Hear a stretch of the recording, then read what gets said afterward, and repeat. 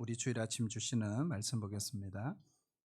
사도행전 1장 12절로 14절입니다. 사도행전 1장 12절로 14절까지입니다. 네, 우리 함께 찾으셔서 교독으로 우리 한 절씩 나눠서 읽고요. 우리 14절 같이 읽도록 하겠습니다. 제자들이 감난원이라 하는 산으로부터 예루살렘에 돌아오니 이 산은 예루살렘에서 가까워 안식일에 가기 알맞은 길이라.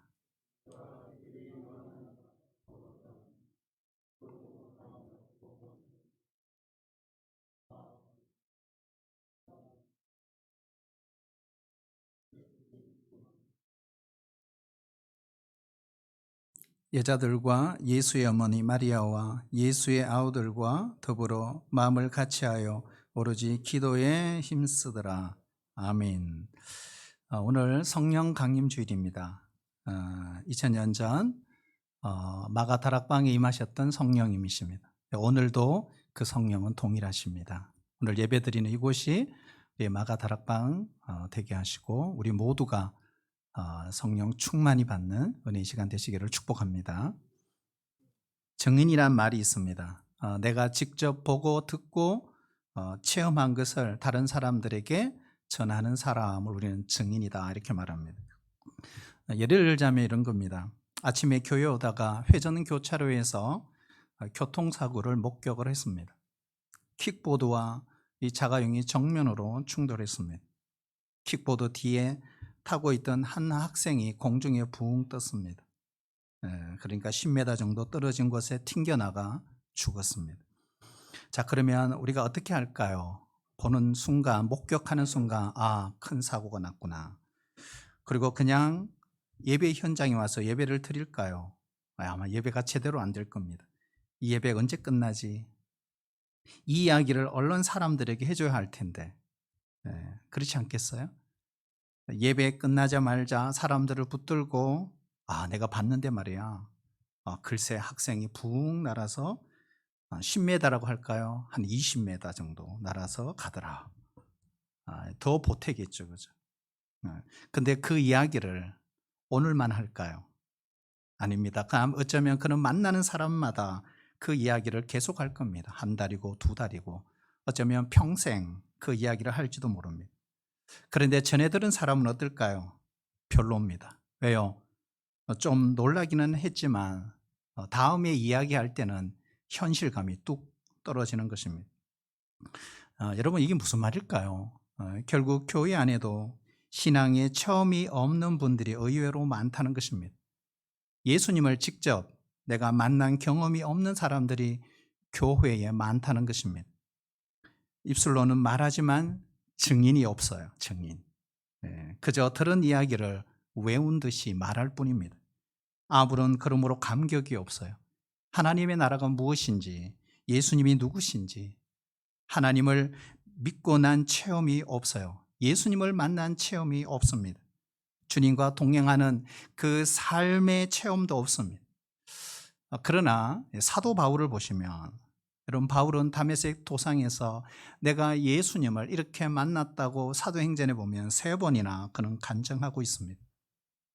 여러분 기독교는 체험의 종교입니다. 한번 따라할까요? 기독교는 체험의 종교입니다.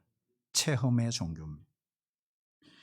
우리는 과연 성령을 체험하고 살아가고 있는가? 이론이 아닌 학설이 아닌 내가 보고 만지고 체험한 그 무엇을 증거할 수 있는 증인인가 하는 것입니다.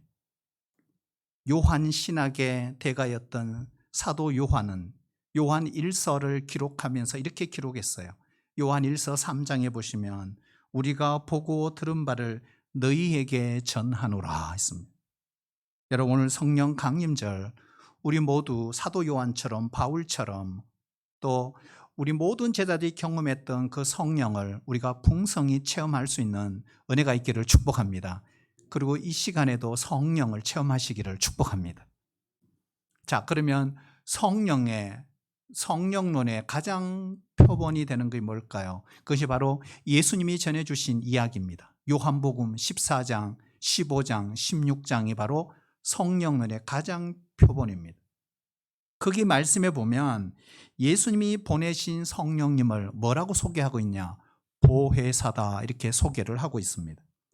자, 우리 요한복음 16장 7절 우리 같이 한번 읽어볼까요? 네, 시작. 내가 떠나가는 것이 너희에게 유익이라. 내가 떠나가지 아니하면 보혜사가 너희에게로 오시지 아니할 것이요, 가면 내가 그를 너희에게로 보내리니. 아멘. 자, 성령님은 누가 보내신 분이다?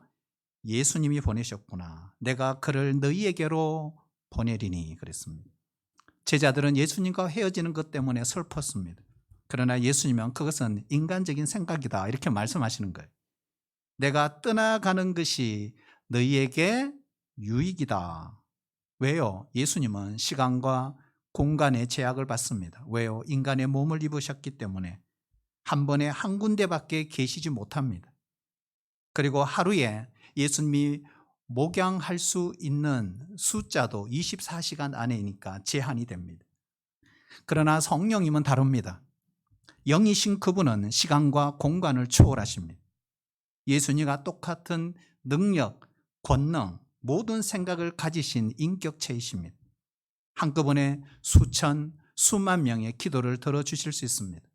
그리고 그들과 함께 계실 수 있습니다. 그래서 예수님은 바로 성령님을 보혜사다, 이렇게 말씀하시는 거예요. 여러분 믿으세요? 성령님은 지금도 우리의 보혜사이십니다.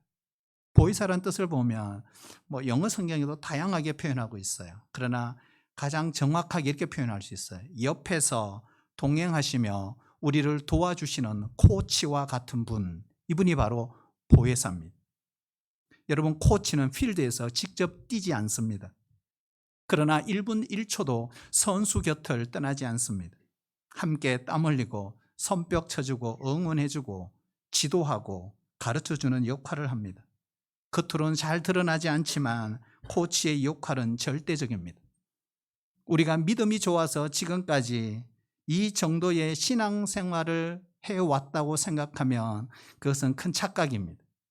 우리 속에 거하시고 우리 곁에 함께 하시고 우리 안에 계시는 24시간 동안 동행하시는 우리의 명코치신 성령님이 아니면 결코 우리는 아무것도 아닌 존재들이라는 사실입니다. 성령님이 여기까지 오게 하신 거예요. 성령님은 우리를 결코 떠나지 아니하신다. 자, 요한복음 14장 16절 우리 같이 읽어볼까요? 시작.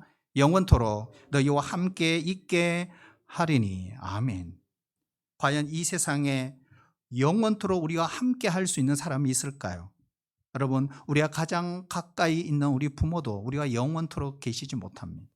사랑하는 배우자도 영원하지 않잖아요. 사랑하는 자녀도 마찬가지입니다. 그러나 예수님이 보내신 그 성령, 그 보혜사는 영원히 우리를 떠나지 아니하신다고 했습니다. 그리고 그 성령님은 예수의 영이다. 그 성령님은 바로 진리의 영이시다. 그래서 우리를 진리 가운데로 인도하신다라고 말씀하고 계세요. 자, 요한복음 16장 13절 우리 같이 읽어볼까요? 시작. 그러나 진리의 영이 오시면 그가 너희를 모든 진리 가운데로 인도하시리니. 아멘. 여러분, 진리가 뭘까요? 진리가 뭡니까? 하나님의 말씀이 진리입니다. 그리고 예수님이 진리십니다. 그런데 그 하나님의 말씀은 성령의 감동으로 기록이 되었잖아요. 그래서 우리가 성경을 읽을 때 반드시 성령의 감동이 우리 마음에 있어야 말씀이 이해가 됩니다. 말씀을 해석하는 코드는 뭘까요? 성령의 기름 부으심입니다.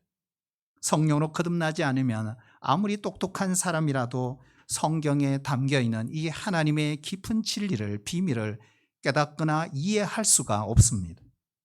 그분의 사랑, 그분의 지혜, 그분의 모든 그 비전을 우리가 제대로 알 수가 없습니다.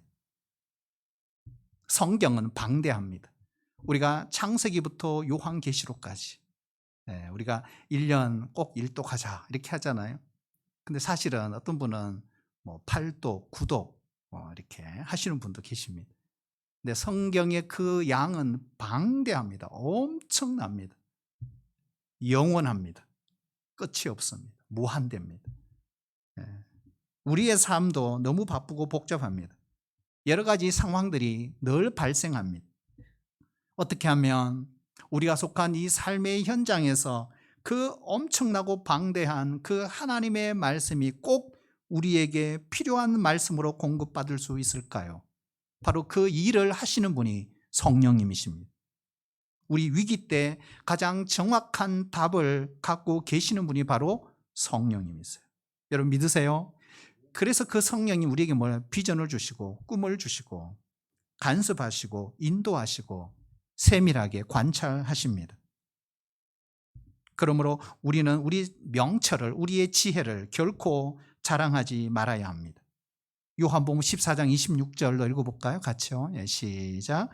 보혜사 곧 아버지께서 내 이름으로 보내실, 그 다음 볼까요? 성령부터 시작. 성령 그가 너희에게 모든 것을 가르치시고 내가 너희에게 말한 모든 것을 생각나게 하시리라. 아멘. 여러분 믿으세요? 그렇습니다. 성령께서 가르치시고 성령께서 생각나게 하십니다. 자, 그렇다면 우리 성령님께서 가장 우리에게 원하시는 것이 뭘까요? 바로 교제하는 교제. 네. 우리가 기도하고 말씀 묵상하는 사람을 성령님은 가장 좋아하십니다. 가장 기뻐하십니다. 친밀한 관계가 이루어지면 그 다음 모든 축복들은 자연스럽게 따라옵니다. 그런데 자꾸 우리는 이 순서를 바꿉니다. 여러분, 성령을 말하는 자가 아니라, 성령을 이야기하는 자가 아니라 성령의 사람이 되시기를 축복합니다. 우리가 성령의 사람이 된다는 것은 바로 하나님과 깊은 교제의 삶을 살아간다는 것을 의미하는 것입니다. 만약 네가 괴로울 때면 내가 위로해 줄게. 네가 만약 서러울 때면 내가 눈물이 되리. 어두운 밤 험한 길을 걸어갈 때 내가 너의 등불이 되리. 여러분 들어보셨습니까? 허전하고 쓸쓸할 때 내가 너의 벗되리라. 나는 너의 영원한 형제야. 나는 너의 친구야. 나는 너의 영원한 노래요. 나는 너의 기쁨이야. 여러분 요한복음 14장 52절 말씀이 아닙니다. 윤복희 권사님의 여러분이란 가사 말이죠. 실제로 여기에 보면 내가 누굴 가르치까? 하나님. 그래서 윤복희 권사님이 예수님을 만나고 그 예수님에 대한 은혜에 감사하여 간정으로 바로 이 노래를 지은 것입니다. 이 노래를 가만히 우리가 가사를 음미해 보면 우리를 떠나지 아니하시는 성령님이 이런 분이시구나 하는 걸 우리가 생각할 수 있습니다. 아무리 좋은 것이라도 여러분 죽은 것은 비참합니다. 우리가 생물학적으로 살아있어도 우리의 영이 죽어 있으면 그것은 살아있는 것이 아닙니다. 그러므로 성령님이 역사하시면 죽은 영혼이 살아날 줄로 믿습니다. 에스겔 골짜기의 환상, 말라 비틀어진 모든 뼈들이 성령의 생기가 들어갈 때 그들이 살아나 일어났습니다. 그리고 거대한 하나님의 군대가 되었습니다. 성령님은 죽은 영을 몰아내십니다. 그리고 생명을 불어넣어 주시는 분이십니다. 여러분 회복을 원하십니까? 여러분 성령을 받으시기를 축복합니다. 결국 성령님은 회복의 영이십니다. 우리의 모든 삶을 살리십니다. 성령이 임하시면 죽음의 영이 떠나가고 부활의 영이 우리 가운데 충만히 임합니다. 우리가 세상을 살다 보면 세상은 항상 우리에게 기를 죽이게 합니다. 우울하게 만들고 답답하게 만들고 우리를 불안하게 만듭니다. 여러분 그럴수록 우리가 하나님을 향하여 손을 높이 들고 성령의 생기를 부어달라고 기도할 수 있는 성도들이 되시기를 축복합니다. 자, 이처럼 좋은 성령님 우리가 받아야 되지 않겠습니까? 그럼 어떻게 받을까요? 부활하신 후 예수님께서 이 땅에 40일을 계시면서 성천 직전에 제자들에게 이렇게 말씀했어요. 예루살렘을 떠나지 말라. 아버지께서 약속하신 것을 기다리라. 성령으로 세례를 받으라. 이게 사도행전 1장 4절 5절이잖아요. 자, 여기 5절에 귀한 말씀이 있죠. 성령으로 세례를 받으리라. 따라해볼까요? 성령으로 세례를 받으리라. 자, 성령으로 세례를 받으리라. 여러분 정말 성령 세례 받으시기를 축복합니다. 우리 교회에서 물 세례 받잖아요. 물 세례. 예. 그러니까 사실 물 세례는 원래 그 조건이 이분이 성령으로 세례를 받았다고 전제하고 사실 물 세례를 주는 거거든요. 예, 근데 이게 바뀔 수도 있어요. 우리가 성경에 봐도 그래요. 사도행전 10장에 보면은 물 세례 받기 전에 이미 성령 세례를 받은 사람도 있어요. 그리고 사도행전 8장에를 보시면 거기는 물 세례 받은 이후에 성령 세례가 임하는 경우도 있습니다. 그리고 사도행전 2장에는 물 세례와 성령 세례가 동시에 임하는 경우도 있어요. 예, 뭐든지 좋습니다. 자, 중요한 거는 성령을 받으셔야 한다는 거예요. 자, 그렇다면 성령으로 세례를 받으리라. 자, 이 문구를 묵상해 보면 성령은 우리가 쟁취하는 것이 아니다. 그냥 받는 것이다. 내가 이루어 가는 것이 아니다. 하나님이 주시는 것이다 하는 걸 알 수 있습니다. 우리가 받고 싶다고 해서 하나님이 급해서 우리에게 서둘러 주시는 것이 아닙니다. 오늘 이 다락방에 모인 이 초대교회 성도들도 언제 받을 줄 몰랐어요. 그렇잖아요. 그래서 하나님의 때가 중요한 거예요. 그래서 하나님의 때를 기다려야 합니다. 우리가 간절히 사모하는 것도 중요하지만 여러분, 성령 받는 그 시기는 100% 하나님의 주권에 달려 있습니다. 그럼 여러분, 내가 성령 받았다고 생각했어요? 그럼 여러분 정말 축복받으신 분들이에요. 정말 성령을 받는다는 표현은 결국 완전한 수동태입니다. 주도권이 나에게 있지 않다는 것. 성령께 절대 주권이 있다는 것. 하나님이 은혜를 주셔야 한다는 것입니다. 나의 노력, 나의 재능으로 받을 수 있는 것이 아닙니다. 그러므로 성령 임하심은 하나님의 선물입니다. 하나님의 선물. 그래서 오순절날 마가 다락방의 성령 강림 사건은 바로 그렇게 해서 일어난 것입니다. 오늘 함께 읽은 본문 말씀 중에 15절 이후에 보면요, 마가 다락방에 몇 명이 모였느냐? 몇 명 모였죠? 15절 보면 120명 정도 모였어요. 자, 그 중에 대표적인 이름이 기록하고 있습니다. 그것이 13절, 14절. 자, 이 사람들의 면모를 살펴보면 이 사람들은 위대한 사람일까? 완벽한 사람일까? 결코 그렇지 않습니다. 여러분, 베드로 어떤 사람이죠? 그는 예수님을 3번이나 부인했습니다. 심지어 저주하고 맹세까지 하고 나는 예수를 모른다고 했던 사람입니다. 도마 어떤 사람이죠? 이 사람은 의심이 가득한 사람이잖아요. 다른 제자들이 예수님의 부활하신 걸 우리는 보았다고 목격했다고 이야기했지만 도마는 이렇게 말해요. 나는 못 믿겠다고. 내가 이 손가락으로 그 옆구리에 창자국을 넣어보고 못자국을 확인해보고 내가 예수님을 믿겠다고. 그런데 여기에 기록된 이분들의 신분을 보세요. 과연 이 사람들이 고상한 사람, 그런 사람일까요? 여러분, 세리도 있습니다. 세리. 오늘날 세리는 그렇지 않지만 예수님 당시의 세리는 세금을 거두어 자기 나라를 정복하는 로마에다가 갖다 바치는 사람들, 세금쟁이. 우리 일제 강점기에도 이런 일이 있었잖아요. 바로 매국노였습니다. 여러분, 예수님의 아우들을 또 등장하잖아요. 예수님의 아우들은 어떤 사람일까요?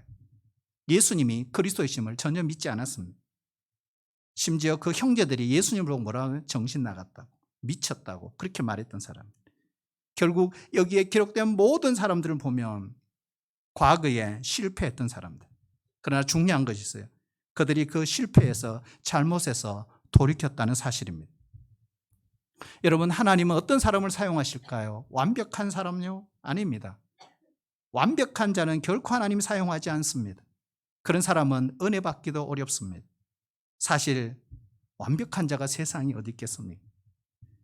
여러분, 하나님의 은혜는 어떤 자에게 임할까요? 뉘우치고 회개하고 자복하는 심령 가운데 여러분 성령이 임하신 줄로 믿으시길 바랍니다. 회개하는 자에게 성령이 임하십니다. 뉘우치고 자복하는 자가 겸손한 자입니다. 하나님의 은혜가 없으면 못 살기 때문에 늘 하나님의 은혜를 갈망합니다. 저는 요즘 늘 하는 이야기가 있어요. 집에서 은혜다, 은혜다. 여러분, 나이가 드니까요, 진짜 은혜란 말이 입에서 그냥 나와요. 다 은혜입니다. 진짜 은혜입니다. 은혜 아닌 게 없어요. 그래서 제가 나이가 들었구나 이런 생각을 하게 돼요. 과거에는 그런 말을 입으로 해본 적이 없어요. 근데 여러분, 하루하루 사는 게 은혜입니다. 우리가 건강하게 살아가는 것이 은혜입니다. 여러분, 여기 있는 것이 은혜입니다. 예. 하루하루가 은혜예요. 하루하루. 여러분, 우리 모두 하나님의 은혜가 없으면 하루도 못 살 사람들이죠. 그래서 늘 은혜를 갈망합니다. 하나님, 오늘도 은혜 주세요. 이렇게. 우리가 다윗과 사울을 예를 한번 들어보겠습니다.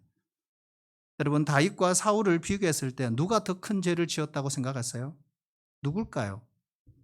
말할 것도 없이 우리는 다윗입니다. 다윗. 사울의 죄를 한번 사무엘상을 열어서 한번 손꼽아 봐요.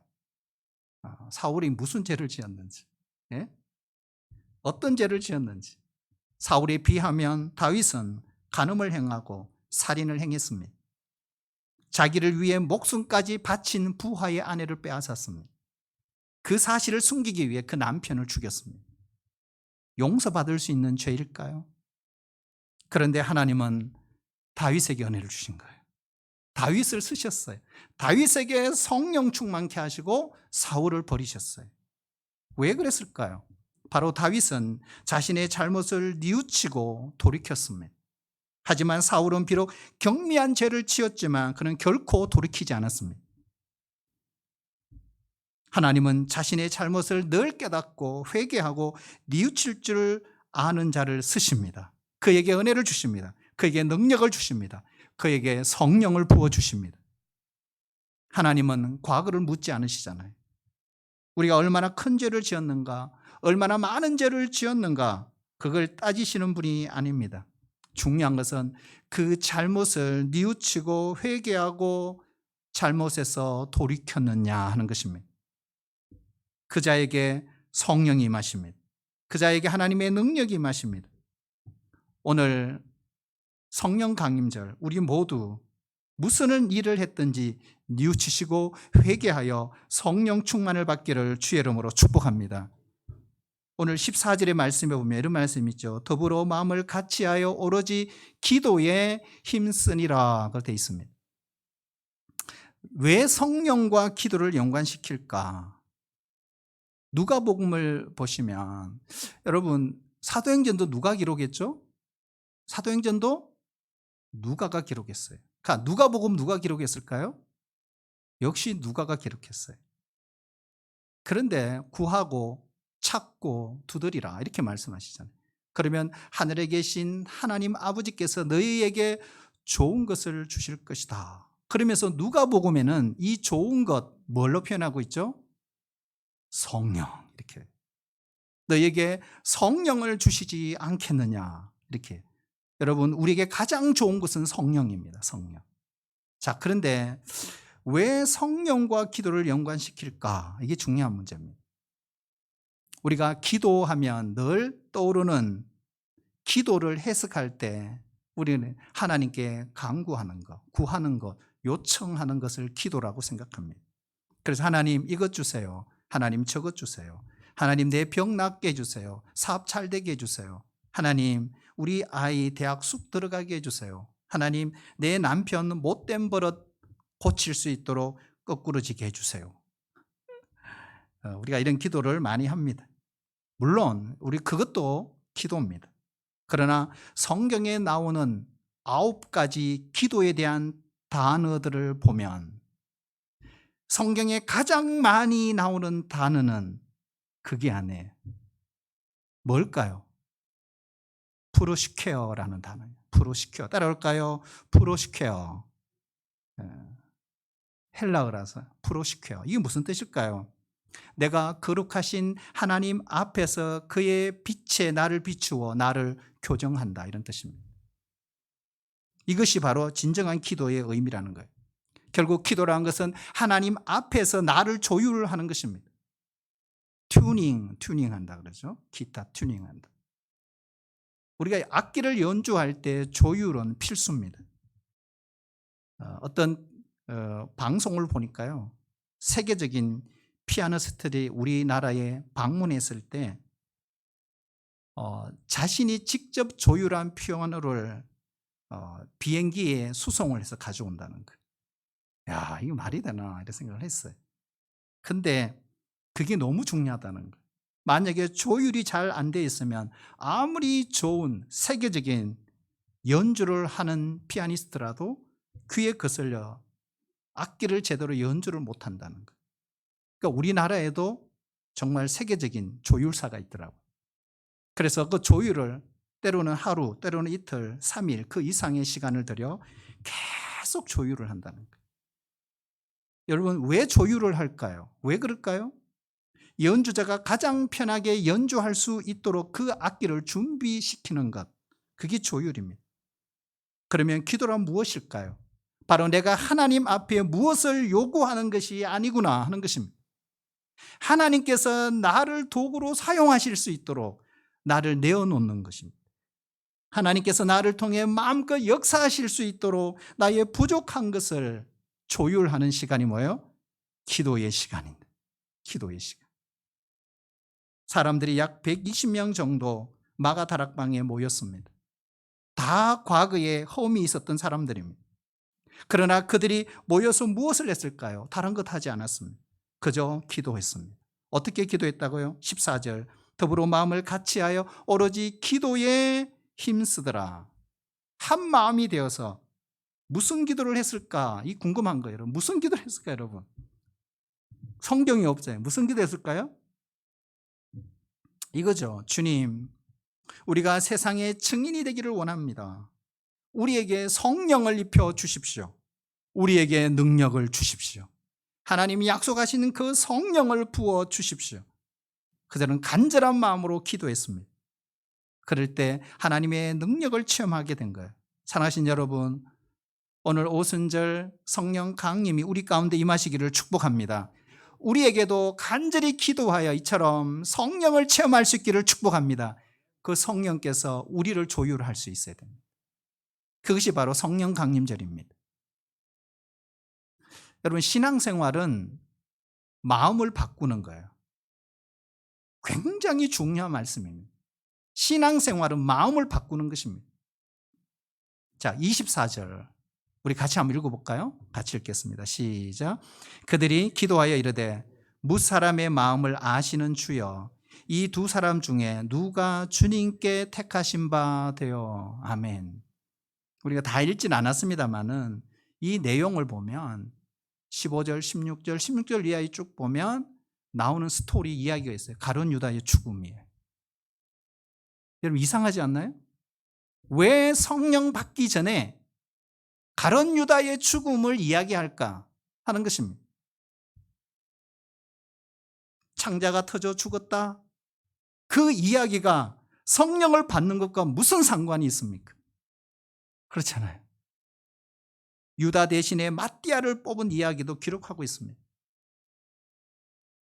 도대체 무슨 말씀을 하려고 하는 걸까요?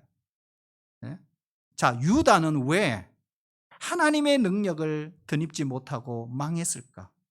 그리고 오늘 마띠아 이 두 사람을 비교하고 있는 거예요. 도대체 두 사람의 차이가 뭘까요?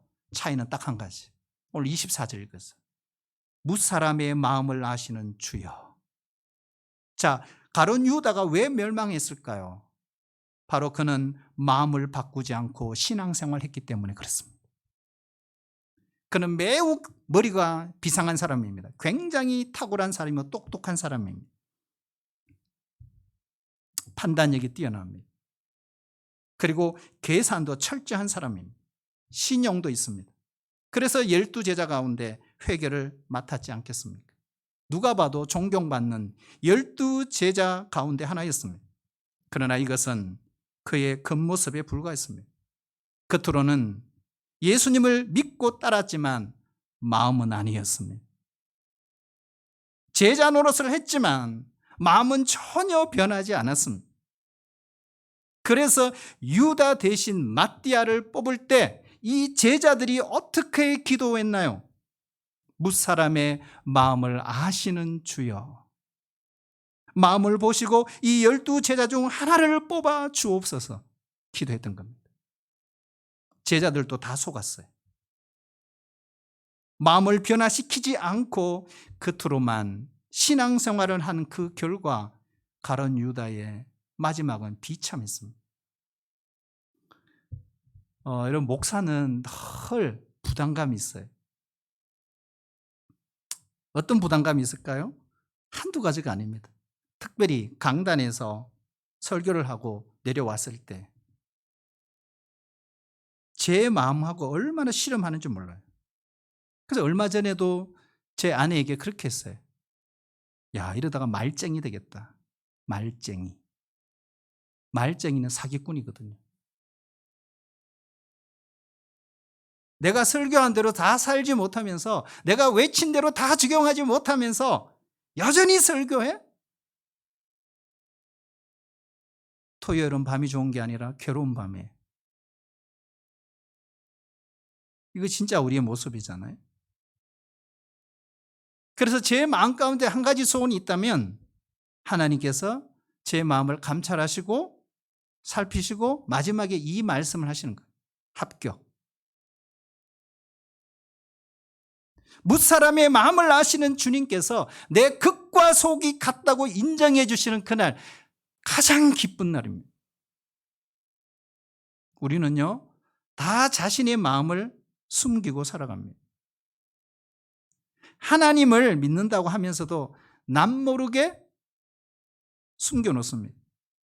믿음으로 산다고 큰 소리 치지만 언제든 내 수단과 방법을 따로 딱 숨겨놔요. 그래서 조금만 어려움이 생기면 하나님의 방법은 뒷전입니다. 속임수를 씁니다. 사실 그것이 우리의 모습이잖아요. 이걸 버려야 한다는 거예요.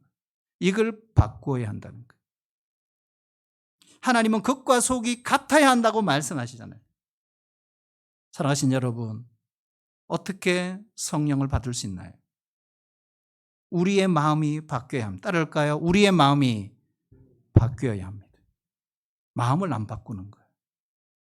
우리가 왜 신앙생활 하면서 능력을 입지 못할까요? 왜 그렇게 변화가 일어나지 않을까요?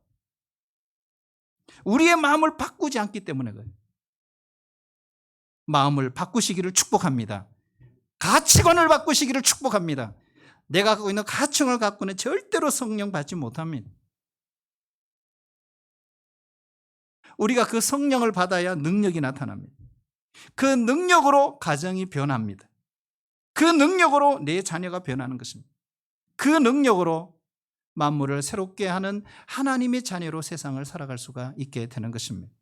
그 능력으로 120명의 이 성령 받았던 사람들이 2000년 전 세상을 뒤집어 놓은 것입니다.